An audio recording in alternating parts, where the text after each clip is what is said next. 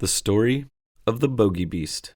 There was once a woman who was very, very cheerful, though she had very little, and she was so cold and poor and lonely. She lived in a little cottage and earned a scarce living by running errands for her neighbors, getting a bite here, a sup there, as a reward for her services. So she made shift to get on, and always looked as spry and cheery as if she had not a want in the world.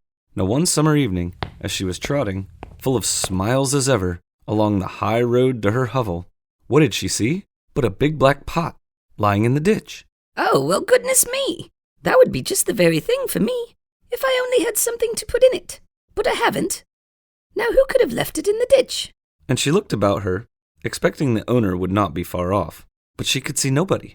Maybe there's a hole in it, and that's why it has been cast away.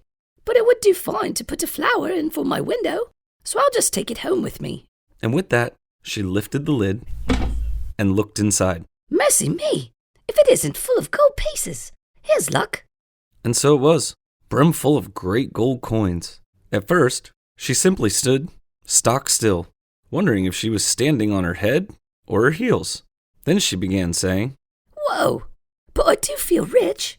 I feel awful rich.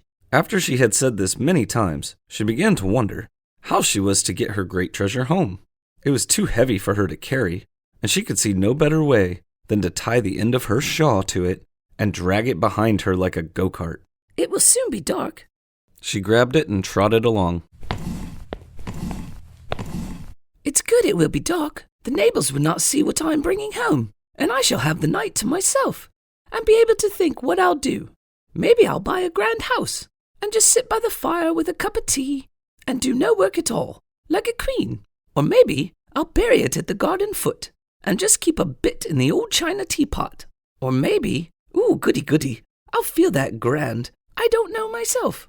By this time, she was a bit tired of dragging such a heavy weight, and stopping to rest a while, turned to look at her treasure. Lo and behold, it wasn't a pot of gold at all. It was nothing but a lump of silver. She stared at it and rubbed her eyes, and stared at it again. Well, I never. And me thinking it was a pot of gold. I must have been dreaming. But this is luck. Silver is far less trouble, easier to mind, and not so easy stolen. Them gold pieces would have been the death of me. So she went off again, planning what she would do, and feeling as rich, until becoming a bit tired again, she stopped to rest, and gave look around to see if her treasure was safe, and she saw nothing but a great lump of iron.